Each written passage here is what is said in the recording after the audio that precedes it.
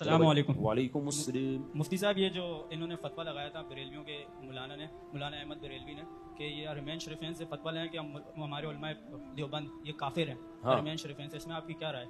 دیکھو، احمد رضا خان بریلوی صاحب نے علماء حرمین کو خط لکھا تھا علماء دیوبند کے عقیدوں کو غلط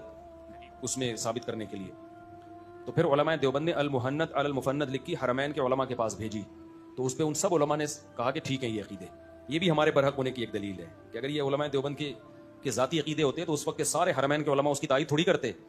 انجینئر علی مرزا نے یہ بھی کہا کہ اس وقت کے علماء بدعتی تھے، بس تم ہی ایک دنیا میں ٹھیک ہو، جو چیز تمہارے خلاف جائے گی وہ سارے کیا تھے؟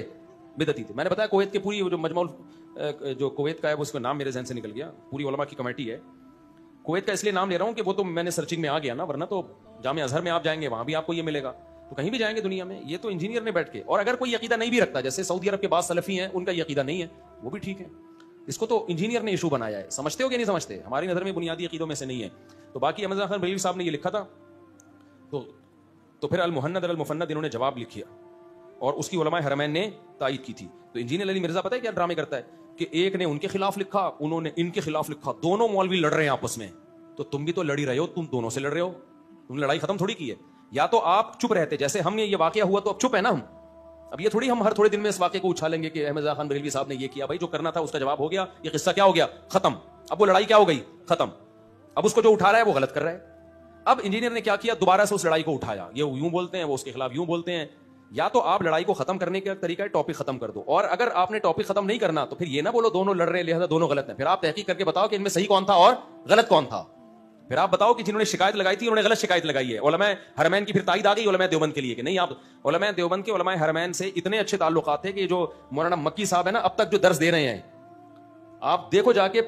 عربی کے علاوہ کوئی عالم حرم میں ایسا نہیں ہے جس کو درس دینے کی اجازت ہو عربوں کے علاوہ، سوائے اردو میں ایک مولانا مکی صاحب کے،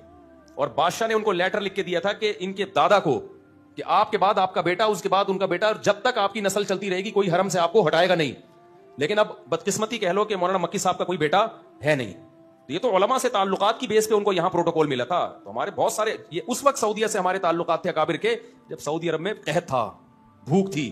جب دولت آ گئی، ریل پہ لا گئی، مدینہ یونیورسٹی بنی، تو بادشاہ نے ہمارے علماء دیوبند سے رابطہ کیا کہ مدینہ یونیورسٹی میں آپ کے حوالے کرنا چاہتا ہوں، آپ لوگ اس کو سنبھالو، ہمارے علماء نے کہا نہیں، اللہ نے آپ کو وسائل دیے، ہم اب ادھر ہی ہندوستان پاکستان میں مدارس کی حفاظت کریں گے، یہ آپ ہی چلاؤ اس کو۔ تو اس کے بعد پھر کیا ہوا، جب علماء دیوبند کا انفلوئنس ختم ہوا تو پھر دوسرے لوگوں کا انفلوئنس اس میں بڑھ گیا، تو پھر انہوں نے یہ پروپیگنڈا شروع کر دیا کہ یہ عرب جو ہیں علماء دیوبند کے خلاف ہیں، اور ان کے علماء دیوبند کے خلاف کتاب بھی چھپی تھی دیوبندیہ کے نام سے، اس میں بھی بڑی غلط بیانی کی گئی، جب وہ کتاب چھپی ہے اس میں سعودیہ کے علماء کے دستخط تھے کہ علماء دیوبند کے عقائد غلط ہیں، پھر یہاں جامعہ فاروقیہ کے ایک عالم نے